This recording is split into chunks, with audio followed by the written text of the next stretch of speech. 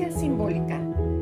Los mensajes con los que los medios de comunicación masiva nos bombardean a cada instante de contenido audiovisual y escrito tienen una carga de violencia que no nos es perceptible y por tanto no se cuestiona al respecto. La violencia simbólica no deja rastros visibles físicamente, pero es dañina y en ocasiones letal. ¿Quién o quiénes son los artífices de este tipo de violencia? La violencia simbólica se da en la cultura. Se puede describir como un desbalance en las relaciones de poder en las relaciones humanas.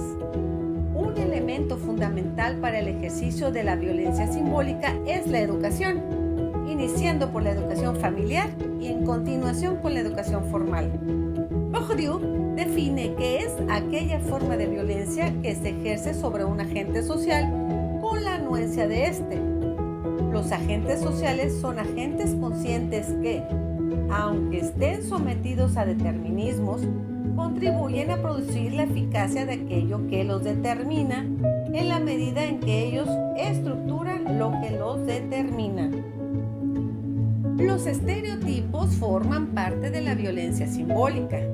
Las mujeres son el blanco más afectado de este tipo de violencia, ya que desde el nacimiento son sometidas sin su consentimiento a patrones de conducta y de apariencia física. Un claro ejemplo es que a las bebés recién nacidas les perforan los lóbulos de las orejas y les ponen aretes. Los hombres también sufren de esta violencia simbólica.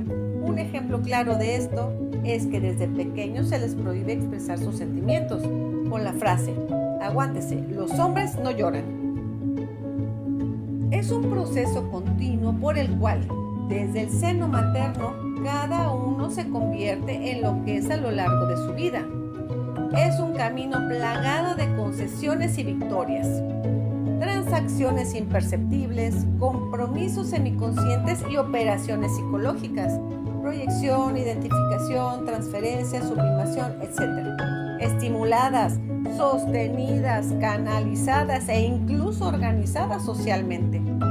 En ese proceso, los ritos de institución y muy en especial los que prevé la institución escolar cumplen un papel determinante al propiciar la inversión inicial en el juego. Bourdieu califica al Estado como una estructura organizadora e instancia reguladora de las prácticas que ejerce mediante las imposiciones y disciplinas a las que somete uniformemente al conjunto de los agentes. La violencia simbólica implica pensar en el fenómeno de la dominación en las relaciones sociales, en su modo de funcionamiento, en el fundamento que la hace posible.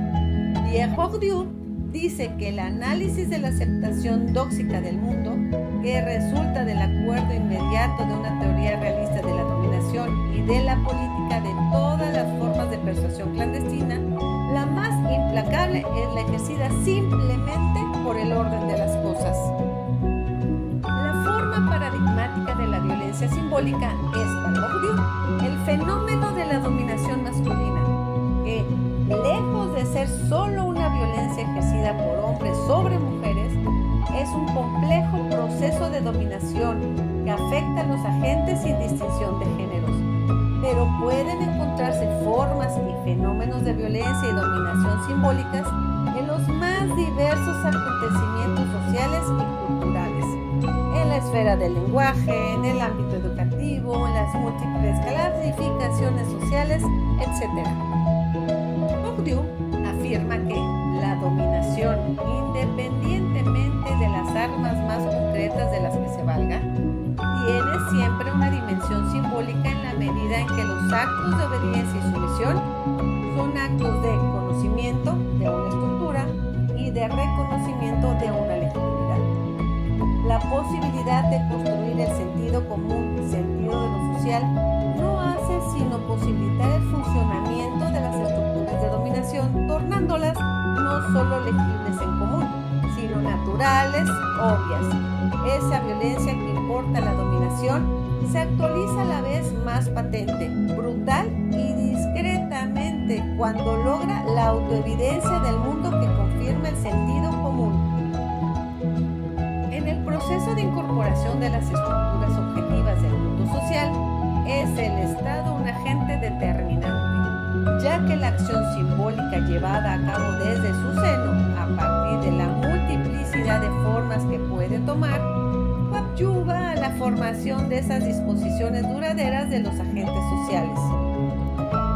Las nociones de dominación, poder, violencia y lucha han estado casi desde siempre presentes en el vocabulario de la sociología y en general el de la relación de las ciencias sociales.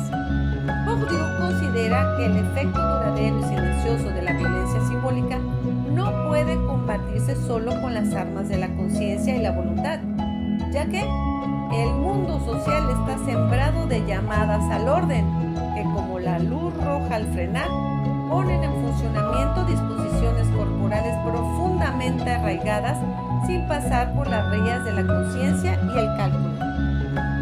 Según Bourdieu, la ciencia tiene por objetivo una tarea de develamiento que ponga en suspenso la sumisión dóxica al orden establecido.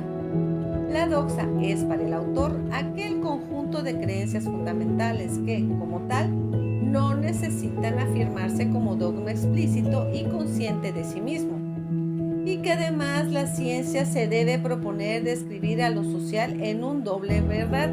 Esta tarea debe realizarla la ciencia social sometiéndose constantemente a una vigilancia epistemológica que lo aleje de las visiones reductistas, que olvidan la construcción subjetiva que los agentes hacen del mundo social, o aceptan sin más las verdades evidentes y la experiencia primera que hacen peligrar el conocimiento de los procesos históricos, amenazándolas desde el más común del sentido común. Existe actualmente la necesidad de desnaturalizar la práctica de la violencia simbólica,